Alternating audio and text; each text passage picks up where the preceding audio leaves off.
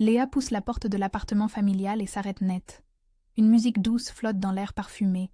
Des rires forcés résonnent depuis le salon. Elle n'était pas préparée à cette foule élégante qui remplit l'espace habituel. Sa blouse d'hôpital froissée détonne avec les robes de soirée et les costumes impeccables des invités. Dans le miroir de l'entrée, son reflet fatigué lui renvoie l'image d'une femme de 32 ans marquée par une garde difficile. Ce matin encore, elle tenait la main du petit Thomas, 6 ans, qui s'est éteint malgré tous ses efforts. « Léa, tu es enfin là !»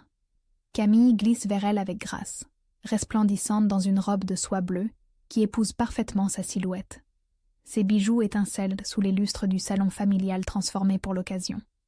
La boutique de mode de sa petite sœur affiche apparemment une belle réussite, d'après ce que raconte leur mère à qui veut l'entendre depuis des mois. Léa observe discrètement les invités qui l'entourent. Certains visages lui sont familiers. N'est-ce pas Monsieur Dubois, le propriétaire de l'immeuble où se trouve la boutique de Camille? Et cette femme élégante près du buffet, elle ressemble étrangement à Madame Leclerc, qui travaille au service commercial de la banque locale. Un détail la frappe immédiatement. Leur sourire semble crispé, presque gêné, quand ils regardent dans la direction de Camille. « Ma fille aînée travaille à l'hôpital », annonce leur mère Monique d'une voix claire qui porte dans tout l'appartement. Elle soigne les enfants malades.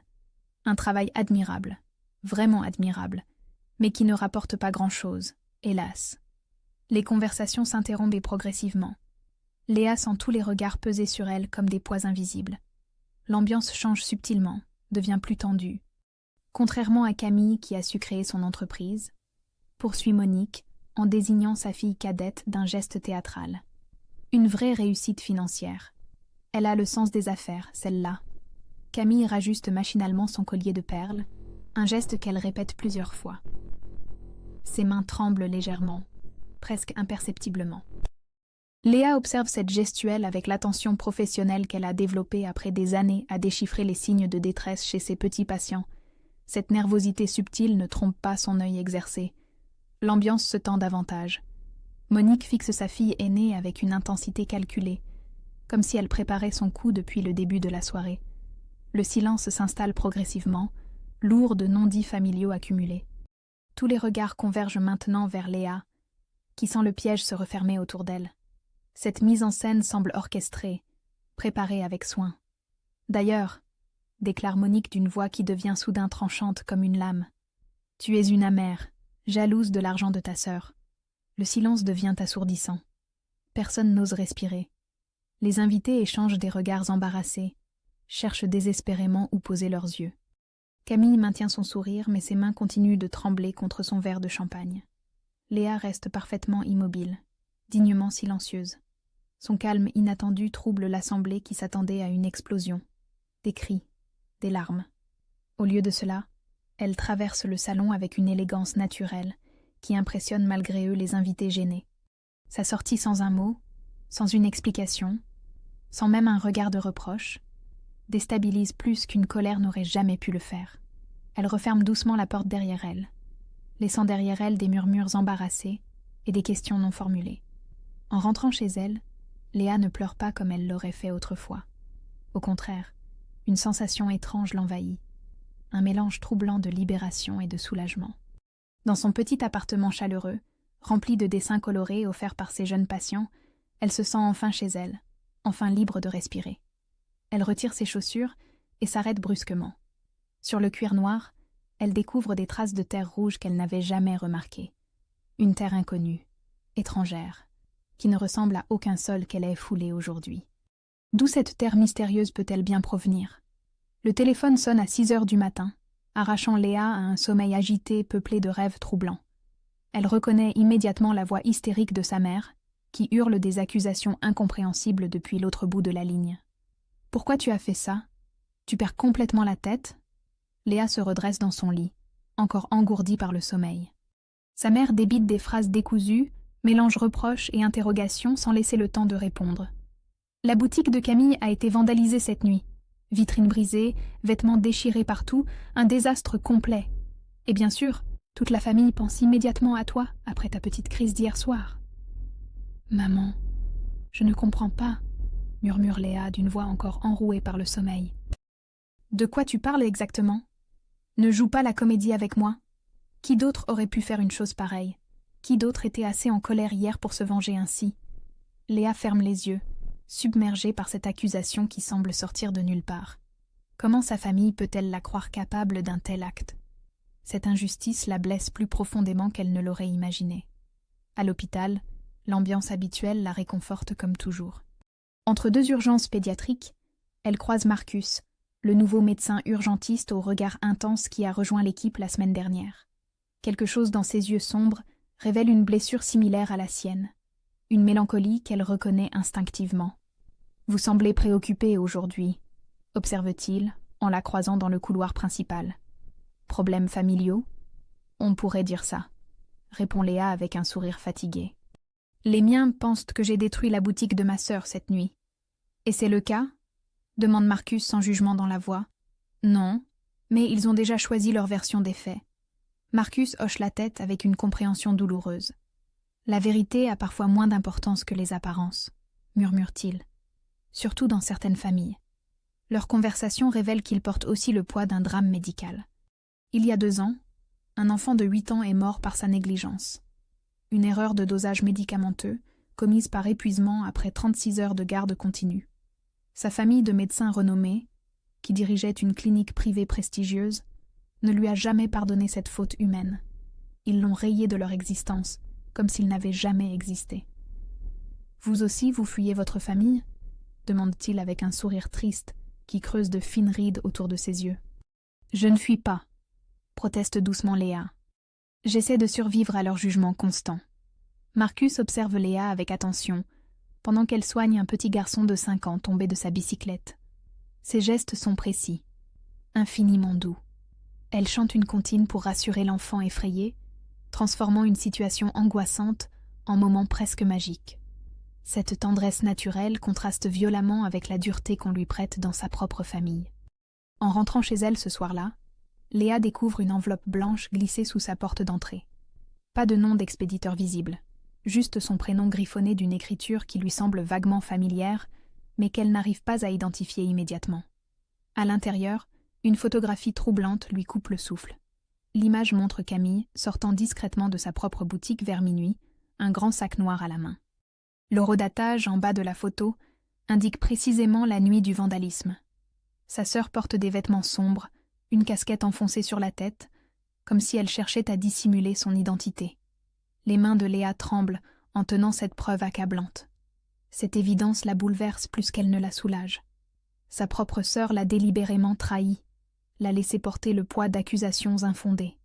Le mot qui accompagne la photographie est bref mais révélateur. Tu n'es pas la seule à connaître ses secrets. Certains témoins voient tout, même la nuit. J. Léa ressent un mélange troublant de tristesse profonde et de libération inattendue. Enfin, la vérité éclate au grand jour. Mais cette révélation soulève immédiatement d'autres questions plus dérangeantes. Pourquoi Camille a-t-elle commis un acte si désespéré? Et qui est ce mystérieux J qui l'observe depuis l'ombre? Elle range soigneusement la photographie dans un tiroir de son bureau, comme une pièce à conviction précieuse qu'elle devra peut-être utiliser un jour. Son téléphone vibre doucement. Un message d'un numéro qu'elle ne reconnaît pas illumine l'écran. Si tu veux vraiment comprendre pourquoi elle a fait ça, retrouve-moi demain à 17h au café de la gare. J. Léa pousse la porte du café de la gare, le cœur battant à un rythme inhabituel. L'odeur familière de café grillé et de viennoiserie chaude l'accueille dans la pénombre dorée de fin d'après-midi. Elle balaye du regard la salle aux banquettes de velours rouge usé, cherchant cette silhouette qui l'attend quelque part. Au fond, près de la grande baie vitrée qui donne sur les quais, elle reconnaît immédiatement la personne qui lui a donné rendez-vous. Julien, son ex-fiancé, qu'elle avait quitté 3 ans plus tôt dans la douleur pour s'occuper de sa mère tombée gravement malade. Leurs regards se croisent, et 3 années de non-dit remontent brutalement à la surface. Il a gardé cette façon particulière de la regarder, mélange troublant de tendresse inaltérée et de reproches silencieux. Ses cheveux châtains ont grisonné aux tempes, creusant son visage d'une maturité nouvelle. « Bonjour Léa », dit-il simplement en se levant pour l'accueillir. « Bonjour Julien. Je ne m'attendais pas à te revoir dans ces circonstances. » Ils s'installent face à face, séparés par une petite table ronde qui semble soudain immense. La tension entre eux est immédiate, chargée d'émotions non résolues qui flottent dans l'air comme une électricité statique. Julien explique d'une voix posée qu'il habite maintenant dans l'immeuble moderne en face de la boutique de Camille, un appartement qu'il a acheté après leur séparation pour recommencer sa vie. Cette nuit fatidique, insomniaque comme souvent depuis leur rupture douloureuse, il regardait distraitement par sa fenêtre quand une silhouette furtive a attiré son attention. « J'ai vu Camille sortir discrètement de son magasin vers minuit », raconte-t-il en tournant sa tasse entre ses mains. Son comportement m'a immédiatement intriguée. Elle regardait constamment autour d'elle, comme si elle craignait d'être découverte. « Et tu as pris des photos ?» Par réflexe professionnel, oui. Mon travail de journaliste m'a donné cette habitude de documenter ce qui me semble anormal. Il sort son téléphone et lui montre plusieurs clichés pris depuis sa fenêtre. Camille apparaît clairement, portant des vêtements sombres et une casquette, un grand sac à la main. Sa gestuelle révèle une nervosité extrême. Le lendemain, quand toute votre famille t'a accusé publiquement, j'ai compris la manipulation en cours, poursuit Julien avec une colère contenue. Je ne pouvais pas te laisser porter le poids d'accusations aussi injustes. Pourquoi tu m'aides après tout ce qui s'est passé entre nous ? Demande Léa, la voix légèrement tremblante. Parce que je te connais mieux que quiconque, répond-il en la regardant intensément. Tu es fondamentalement incapable de faire du mal, même à ceux qui te blessent profondément. Tu m'en veux encore de t'avoir quitté ? Non, Léa, tu m'as quitté pour sauver ta famille, corrige-t-il avec une tristesse résignée. Comme tu l'as toujours fait, comme tu le fais encore aujourd'hui. C'était différent à l'époque. Maman était vraiment malade. Vraiment ? Et aujourd'hui, tu ne recommences pas exactement la même chose ? Tu protèges encore Camille au lieu de te défendre. Tu cherches des excuses à son comportement au lieu d'exiger la vérité. Léa baisse les yeux, touchée en plein cœur par cette vérité qu'elle refuse d'admettre depuis toujours. Julien tend instinctivement la main vers elle à travers la table, hésite un long moment, puis la retire doucement. Entre eux, subsiste cette connexion électrique qui n'a jamais vraiment disparu, malgré la séparation douloureuse et les années d'éloignement forcé. Julien révèle alors posséder d'autres preuves encore plus accablantes. Un ami policier lui a montré officieusement les vidéos de surveillance de la rue. Camille apparaît avec une netteté troublante, en train de briser méthodiquement sa propre vitrine avec un marteau, procédant avec une détermination froide qui glace le sang. Elle a tout planifié minutieusement, murmure Julien en secouant la tête d'incrédulité. Ses gestes ne trahissent aucune colère spontanée, juste une résolution implacable. Mais pourquoi aurait-elle fait une chose pareille ? C'est exactement la question qu'il faut lui poser, répond-il en regardant Léa avec cette intensité qu'elle connaît si bien. À condition que tu aies enfin le courage d'affronter toute la vérité, même si elle dérange tes habitudes familiales. Léa ferme les yeux, submergée par ces révélations qui bouleversent tout ce qu'elle croyait savoir sur sa famille et sur elle-même. Pour la première fois depuis des années, elle se sent véritablement comprise et soutenue. Mais cette révélation la place face à un choix déchirant qui pourrait changer sa vie pour toujours. Le téléphone de Julien vibre. Son visage devient grave en lisant le message. Camille vient d'être hospitalisée en urgence. L'hôpital sent le désinfectant et l'angoisse mélangée. Léa traverse les couloirs familiers, avec une appréhension qu'elle n'a jamais ressentie en tant que soignante. Cette fois, c'est sa propre famille qui gît dans un de ces lits blancs qu'elle connaît si bien.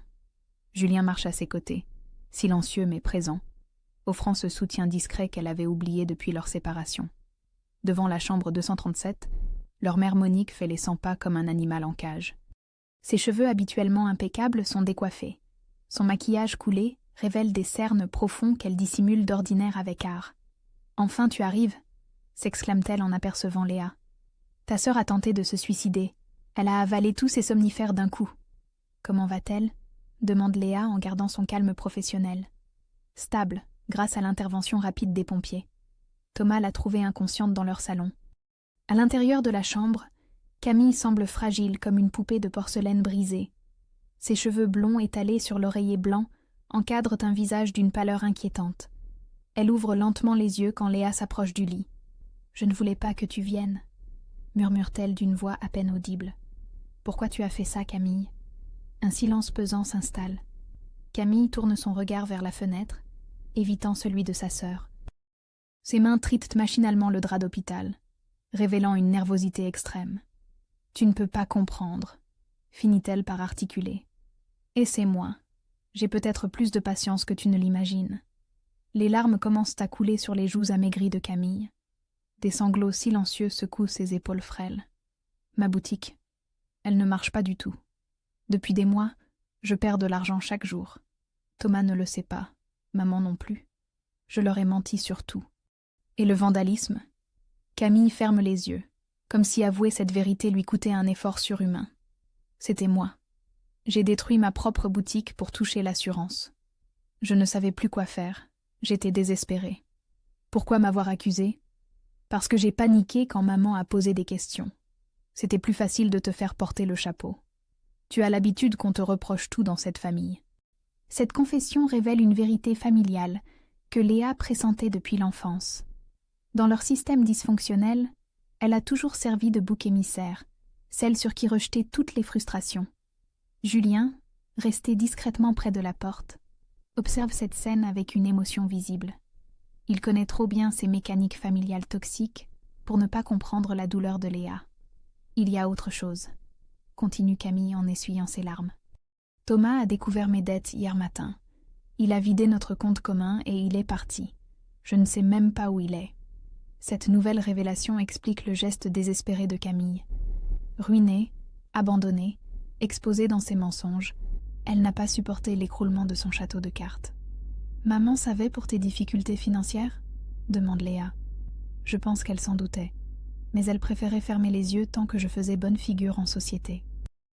Dans le couloir, Monique fait irruption, le visage durci par la colère. « J'ai entendu votre conversation. Comment oses-tu salir le nom de notre famille avec tes accusations ?»« Maman, Camille vient d'avouer la vérité, » répond calmement Léa. « Ta sœur est sous traitement, elle délire. Et toi, tu profites de sa faiblesse pour régler tes comptes. » Cette réaction révèle l'aveuglement volontaire de leur mère, sa capacité à nier la réalité quand elle dérange ses illusions. Léa comprend soudain que sa famille fonctionne depuis toujours sur le mensonge et les apparences. Marcus apparaît dans l'encadrement de la porte, en blouse blanche. Sa présence rassure immédiatement Léa. « Je voulais prendre de tes nouvelles, » dit-il simplement. « Comment va ta sœur ?» Elle commence à dire la vérité. C'est déjà un progrès.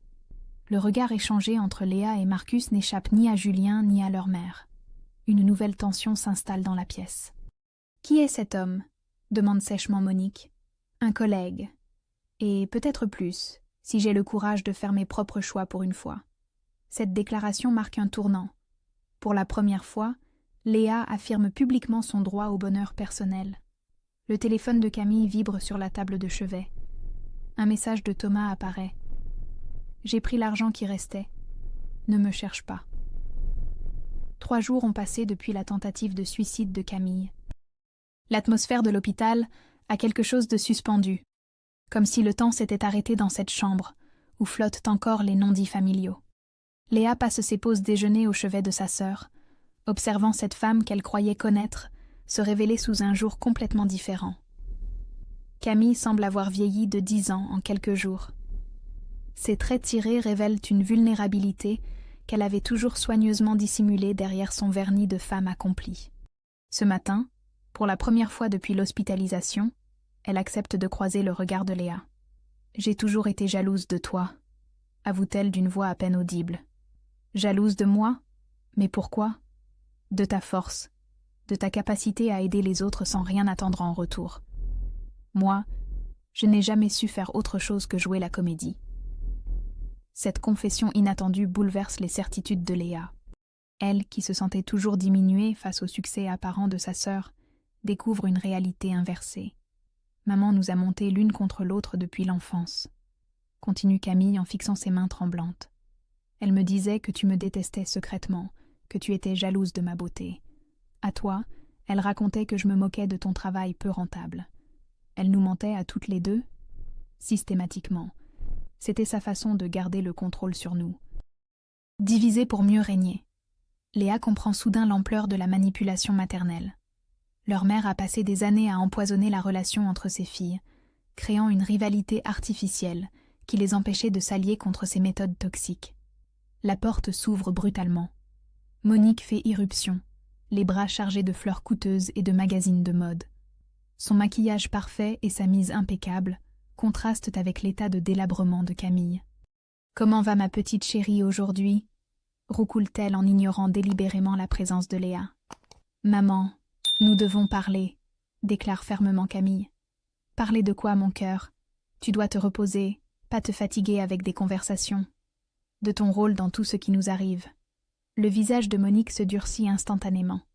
Ses traits se figent dans une expression de colère froide que Léa connaît trop bien.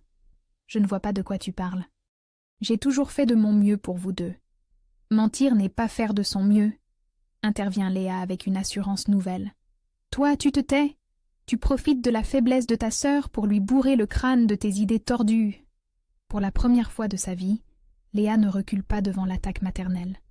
Elle se lève, droite et digne, les yeux plantés dans ceux de sa mère. « Non, maman, c'est fini. Je ne me tairai plus jamais quand tu manipules ou quand tu mens. Comment oses-tu me parler sur ce ton? Sur le ton de la vérité, celui que tu redoutes le plus parce qu'il révèle qui tu es vraiment. » Monique recule d'un pas, déstabilisée par cette résistance inattendue. Ses filles unies représentent une force qu'elle n'avait jamais eue à affronter. Marcus apparaît dans l'encadrement de la porte, attiré par les éclats de voix. Sa présence calme et rassurante apaise immédiatement la tension ambiante. « Excusez-moi de vous interrompre. Léa, on a besoin de toi en urgence pédiatrique. »« J'arrive dans 1 minute, » répond-elle sans quitter sa mère des yeux. « Qui est cet homme » demande Monique avec suspicion. « Quelqu'un qui me respecte » répond simplement Léa. « Quelqu'un qui ne me juge pas constamment. » Cette déclaration résonne comme une gifle pour Monique, qui comprend le reproche implicite. « Tu choisis des étrangers contre ta propre famille ? » « Je choisis les personnes qui me font du bien contre celles qui me détruisent, » corrige Léa avec fermeté. Camille observe cet échange avec fascination. Voir sa grande sœur tenir tête à leur mère lui donne un courage qu'elle n'avait jamais trouvé. « Maman, Léa a raison. Il faut que ça change entre nous. Vous êtes devenues folles toutes les deux, » s'exclame Monique en reculant vers la porte. « Quand vous reviendrez à la raison, vous saurez où me trouver. » Elle sort en claquant la porte, laissant derrière elle un silence étrangement apaisant. Pour la première fois depuis des années, les deux sœurs se sentent libres de respirer dans le même espace. « Merci » murmure Camille en serrant la main de Léa.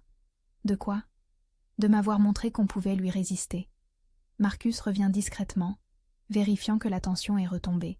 « L'urgence peut attendre quelques minutes si vous en avez besoin, » dit-il avec délicatesse. Léa lui sourit avec une reconnaissance sincère. Dans ce regard bienveillant, elle entrevoit la possibilité d'une vie différente. Mais son téléphone vibre. Un message de leur mère. « Vous ne savez pas tout sur votre famille. Il y a des choses que vous n'êtes pas prête à entendre. » 2 semaines après sa sortie d'hôpital, Camille s'installe temporairement chez Léa. L'appartement, conçu pour une personne, se transforme en cocon de convalescence, où 2 sœurs apprennent à se redécouvrir au-delà des rôles familiaux imposés depuis l'enfance. Le salon devient territoire partagé, mélange de livres médicaux de Léa et de carnets de croquis que Camille a timidement sortis de ses affaires. « Je ne savais pas que tu dessinais », remarque Léa en découvrant les esquisses éparpillées sur la table basse.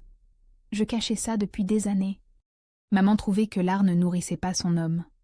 Les dessins révèlent un talent extraordinaire, une sensibilité artistique que Camille a étouffée sous la pression familiale.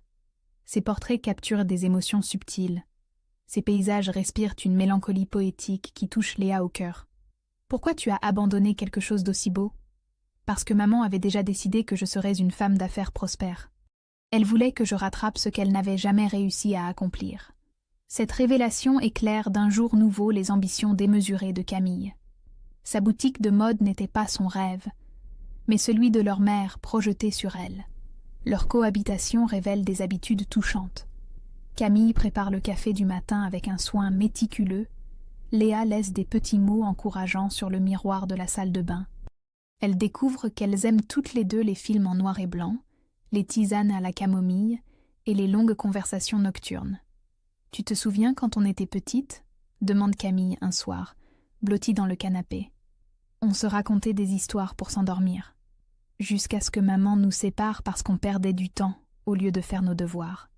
Elle avait peur qu'on s'entende trop bien. Ça remettait en cause son autorité. Ses souvenirs ressurgissent, révélant combien leur mère avait systématiquement brisé leur moment de complicité. Chaque rapprochement entre les sœurs était perçu comme une menace à son contrôle absolu. Marcus rend visite régulièrement, apportant des plats à cuisiner et sa présence rassurante. Camille l'observe attentivement, jaugeant ses intentions envers sa sœur. « Il est amoureux de toi », déclare-t-elle un matin, pendant que Léa prépare le petit déjeuner. « Tu crois ? C'est évident. Et toi ? Qu'est-ce que tu ressens ?» Léa hésite, peu habituée à partager ses sentiments intimes. Leur nouvelle proximité l'encourage à s'ouvrir. « J'ai peur de reproduire les mêmes erreurs qu'avec Julien, de sacrifier mon bonheur pour des obligations familiales. Cette fois, tu n'auras pas à choisir. Je ne laisserai plus maman gâcher ta vie. » Cette promesse de soutien mutuel scelle une alliance nouvelle entre les sœurs. Pour la première fois, elles s'envisagent comme alliées plutôt que rivales. L'après-midi, elles décident ensemble de porter plainte contre Thomas pour escroquerie et abandon de domicile conjugal. Cette démarche administrative marque un tournant. Camille reprend le contrôle de sa vie au lieu de subir les événements. « J'ai peur de l'affronter en justice », avoue-t-elle en sortant du commissariat. « Tu ne seras pas seule. Je serai à tes côtés. Même si ça déplaît à maman, surtout si ça lui déplaît. » Il est temps qu'elle comprenne qu'on ne fonctionne plus selon ses règles. Le soir, Camille montre à Léa un carnet secret qu'elle tenait depuis l'adolescence. Pages après pages, elle y avait consigné toutes les manipulations maternelles, tous les mensonges, toutes les humiliations. Une chronique détaillée de leur enfance toxique. « Pourquoi tu as gardé tout ça ? » Pour ne pas devenir folle. Pour me souvenir que ce n'était pas normal, même si elle nous faisait croire le contraire. Ces notes révèlent l'ampleur des dégâts psychologiques causés par Monique. Comment elle dressait les filles, l'une contre l'autre, favorisant tantôt l'une, tantôt l'autre selon ses humeurs et ses besoins de contrôle. « Regarde cette entrée », dit Camille en pointant une page datée de leurs 15 et 13 ans. « Elle t'avait dit que j'avais ri de ton échec au brevet blanc. En réalité, j'avais pleuré avec toi dans ma chambre. Et moi, elle m'avait fait croire que tu étais jalouse de mes bonnes notes en sciences. » Chaque révélation renforce leur complicité retrouvée et leur compréhension mutuelle des mécaniques familiales destructrices. Vers 22h, la sonnerie de l'interphone retentit. À travers le haut-parleur grésillant, la voix de leur mère résonne, impérieuse et menaçante. « Ouvrez-moi immédiatement. Il faut qu'on parle toutes les trois. J'ai des choses importantes à vous révéler sur notre famille. » Les deux sœurs échangent un regard inquiet. Monique n'a pas l'habitude de se déplacer sans y être invitée. « Je ne descends pas lui ouvrir », déclare fermement Camille. Mais leur mère insiste. Sa voix devient de plus en plus pressante dans l'interphone. « Vous ne connaissez pas toute la vérité sur votre père, Léa. Il faut que tu saches qui tu es vraiment. » Monique grimpe les escaliers avec une détermination inhabituelle, ses talons claquant un rythme agressif sur les marches de béton. Elle porte un attaché-case noir qu'elle serre contre elle comme un bouclier. Son visage affiche cette expression de triomphe calculée que Léa connaît trop bien, celle des mauvais jours où leur mère prépare ses coups les plus cruels. « Enfin vous daignez m'ouvrir », lance-t-elle en pénétrant dans l'appartement sans y être invitée. Elle s'installe dans le fauteuil principal avec l'assurance de celle qui reprend possession de son territoire. Son regard balaie les lieux, notant chaque détail de cette cohabitation qu'elle désapprouve manifestement. « Vous deux, asseyez-vous. Il est temps que certaines vérités éclatent au grand jour. » Camille et Léa restent debout par instinct de protection mutuelle. Cette résistance silencieuse agace visiblement leur mère qui n'a pas l'habitude qu'on lui tienne tête. « Léa, ce que tu vas apprendre va changer ta perception de notre famille pour toujours. » Elle ouvre théâtralement son attaché-case et en sort une chemise cartonnée remplie de documents jaunis par le temps. Des photos d'époque s'échappent, révélant des visages inconnus de Léa. « Ton père n'est pas celui que tu crois. Philippe Moreau n'est pas ton père biologique. » Le silence qui suit cette déclaration résonne comme un coup de tonnerre. Léa sent ses jambes se dérober sous elle et s'assoit finalement, sous le choc de cette révélation brutale. « Qu'est-ce que tu racontes ?» murmure-t-elle d'une voix blanche. « Ton vrai père était médecin humanitaire, un homme que j'ai rencontré lors d'une mission de bénévolat quand j'étais jeune et idéaliste.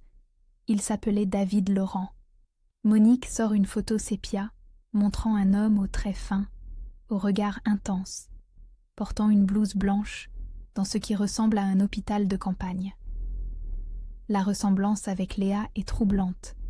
Mêmes yeux sombres, même détermination dans l'expression. Il est mort dans un accident d'hélicoptère au Soudan avant ta naissance.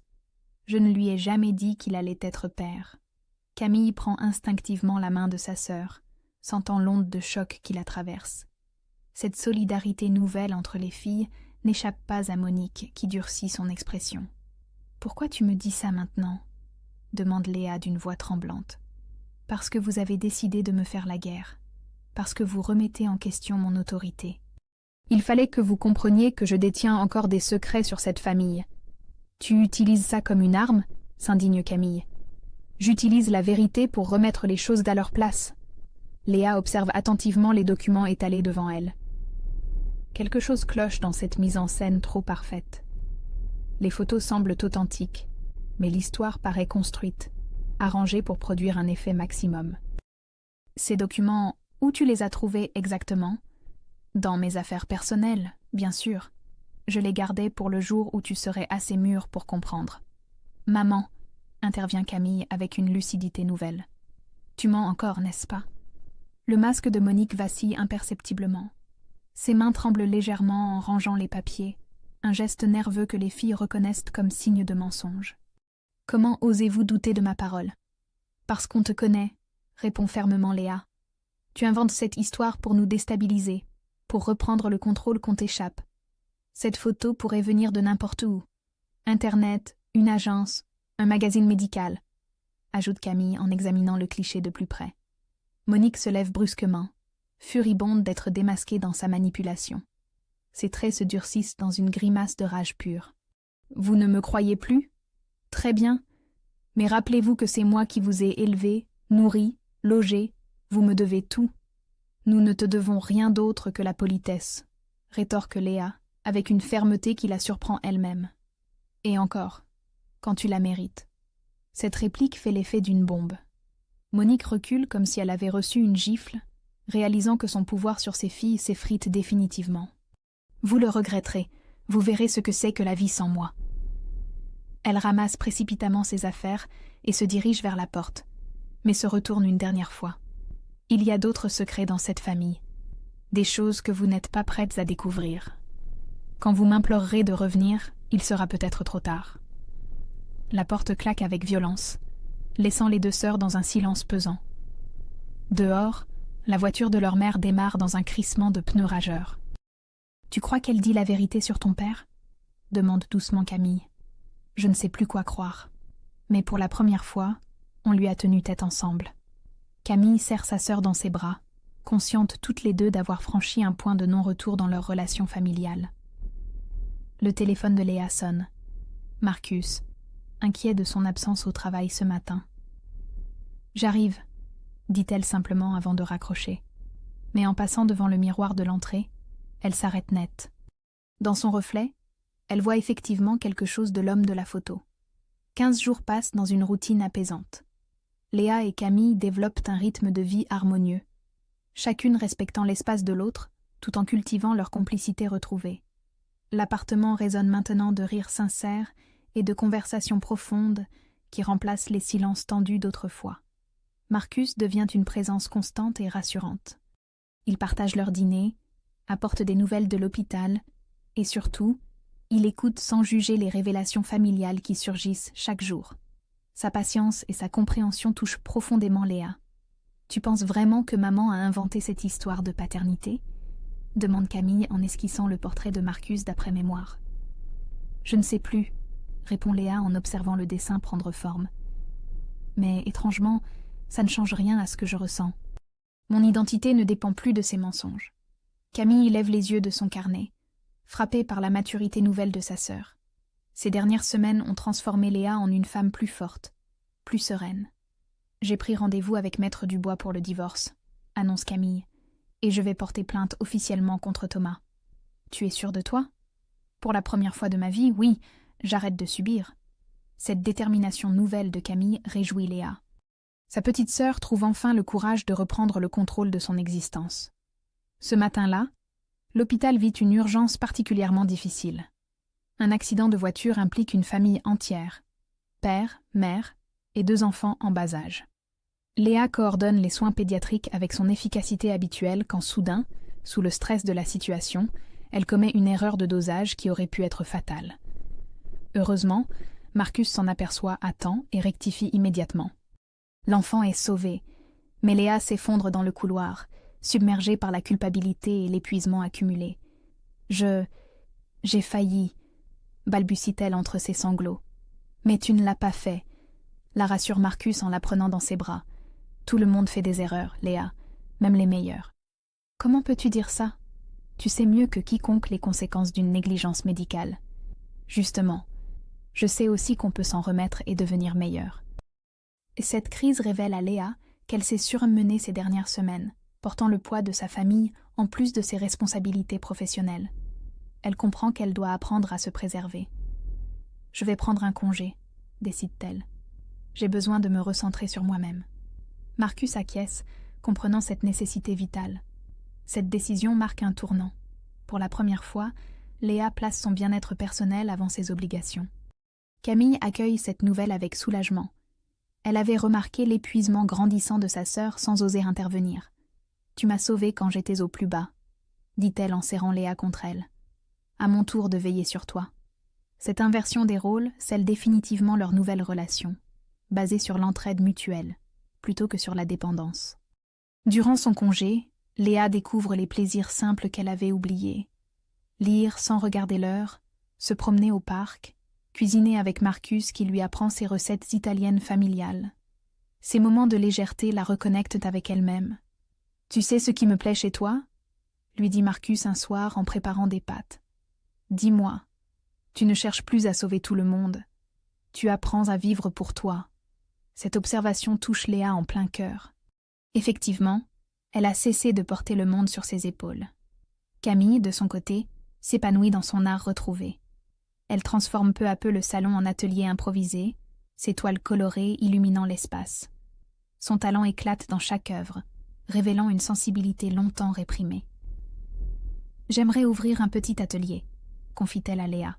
« Enseigner l'art-thérapie à des femmes en difficulté. C'est une magnifique idée. Tu transformeras ta douleur en aide pour d'autres. » Un matin, leur mère réapparaît sans prévenir. Mais cette fois, quelque chose a changé en elle. Son maintien habituel laisse place à une fragilité visible. « Je voudrais m'excuser », dit-elle simplement depuis le seuil de la porte. Les 2 sœurs se regardent, surprises par ce ton inhabituel. « J'ai commencé une thérapie. Mon psy dit que j'ai reproduit avec vous ce que ma propre mère m'avait fait subir. » Cette amorce d'introspection ouvre peut-être une voie vers la réconciliation. Mais les filles restent prudentes. « C'est un début, maman », répond diplomatiquement Léa. « Mais il faudra du temps. » Un an jour pour jour après cette soirée d'anniversaire qui a tout changé, Léa se réveille dans la lumière dorée d'un matin d'automne. À ses côtés, Marcus dort paisiblement, sa respiration régulière témoignant d'une sérénité qu'elle partage désormais pleinement.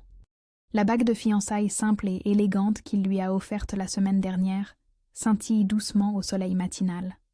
L'appartement a évolué pour accueillir leur nouvelle vie commune. Les livres médicaux de Léa côtoient maintenant les romans de Marcus, leurs 2 univers s'harmonisant naturellement. Dans un coin, quelques toiles de Camille apportent des touches de couleur et de vie qui transforment l'espace en véritable foyer. Léa prépare le café en pensant aux transformations extraordinaires de ces 12 mois. Son retour à l'hôpital, après son congé thérapeutique, s'est fait en douceur. Elle dirige maintenant un programme innovant d'accompagnement psychologique pour les familles en oncologie pédiatrique, transformant sa propre expérience de la douleur en force pour autrui. Les Durand arrivent à 10h pour la première consultation, lui rappelle Marcus en l'embrassant tendrement. Cette famille me rappelle la nôtre il y a 1 an.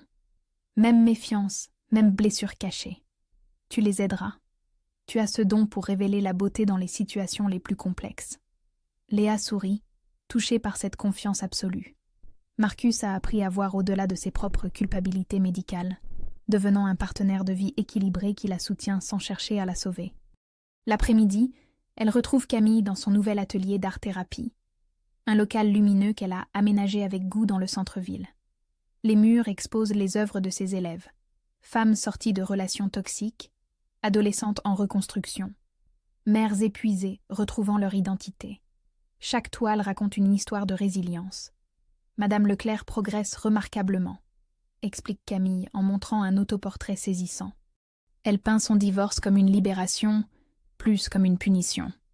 Tu la reconnais? C'était à l'anniversaire de maman l'année dernière. La vie fait parfois de drôles de cercles.